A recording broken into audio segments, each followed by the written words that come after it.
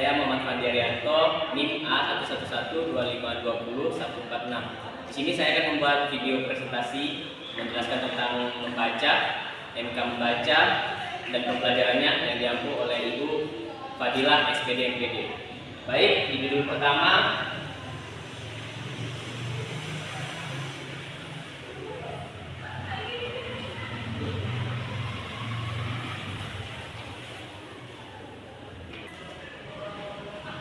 ya, yang pertama itu ada jenis-jenis membaca berdasarkan bahan cakapannya. Nah, apa sih itu? Di sini saya menemukan bahwa membaca dapat dibedakan berdasarkan cakupan bahan bacaan atau tujuan. Seperti satu, membaca luas atau biasa dibilang extensive reading. Tujuan membaca luas itu untuk menambah pemahaman. Contoh teksnya itu membaca artikel, berita, dan mengetahui informasi-informasi terkini yang bisa disiarkan di internet. Lalu ada membaca intensif. Apa sih membaca intensif itu? Atau intensive reading? Yaitu membaca secara teliti terhadap teks pendek untuk memahami isi secara rinci. Biasanya sering digunakan dalam kegiatan belajar di kelas, terutama untuk memahami struktur kalimat, kosakata, atau makna tersirat. Contoh membaca teks ini membaca bahasa Indonesia untuk menjawab pertanyaan pemahaman isi bacaan. Lalu ada membaca cepat atau skimming dan scanning. Apa sih itu? Ya teman-teman, skimming dilakukan untuk menemukan gagasan pokok atau gambaran umum teks dengan cepat. Lalu itu pemahaman skimming. Untuk scanningnya ialah membaca yang dilakukan untuk mencari informasi tertentu seperti tanggal, nama, atau angka. Contohnya membaca daftar isi buku untuk mencari bab-bab tertentu yang kita ingin cari di buku tersebut. Lalu ada membaca kritis, teman-teman.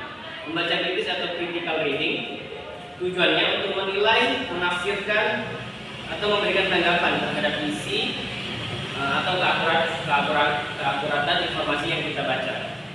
Contohnya membaca opini, membaca koran, atau memberikan pendapat pribadi tentang argumen penulis.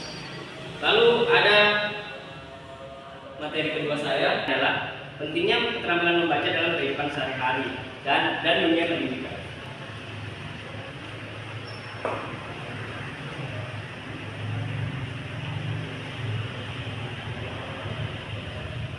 Nah, di sini saya akan memaparkan apa-apa saja poin penting di dalam poin kedua saya, yaitu ada dalam kehidupan sehari-hari. Pentingnya itu untuk membantu memahami informasi dari berbagai sumber seperti berita, petunjuk, atau media-media sosial yang sering kita gunakan.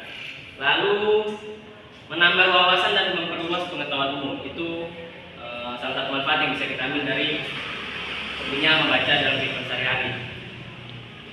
Terus ada membantu dalam pengambilan keputusan yang tepat karena didasarkan pada informasi yang benar. Nah, itu juga salah satu keuntungan jika keterampilan membaca sehari-hari. Dalam dunia pendidikan, membaca merupakan dasar dari semua keterampilan belajar. Tanpa kemampuan membaca, siswa sulit memahami pelajaran lain. Membantu siswa menemukan dan memahami konsep atau teori dari buku teks dan referensi ilmiah. Meningkatkan kemampuan menulis, berbicara, dan berpikir logis. Lalu di poin 3 saya adalah metode membaca. Ya, mungkin saya akan tuliskan dulu supaya mudah.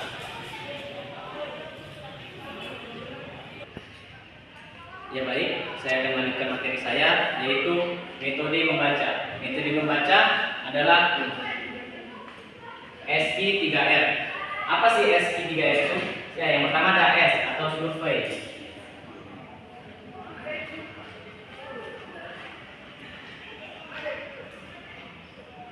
Ya, survei atau bahasa Indonesia meninjau.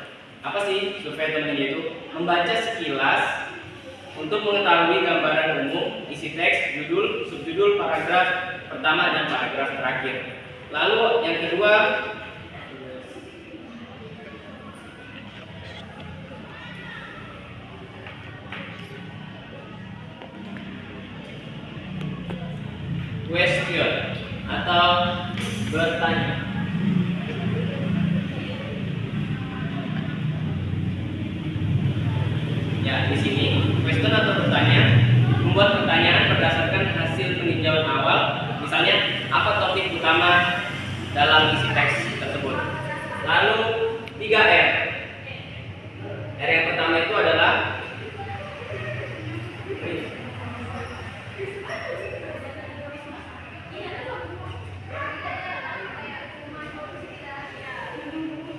read atau membaca. Yang membaca secara menyeluruh sambil mencari jawaban dari pertanyaan yang telah dibuat. Lalu R yang kedua adalah recite.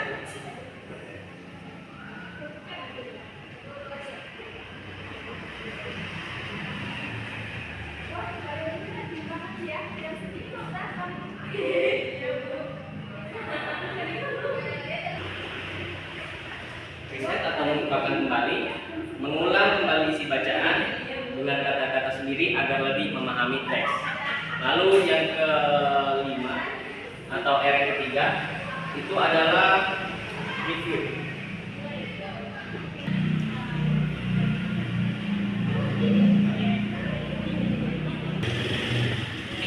Review atau meninjau kembali. Ya, meninjau ulang seluruh isi bacaan untuk memperkuat ingatan dan memastikan semua informasi sudah dipahami.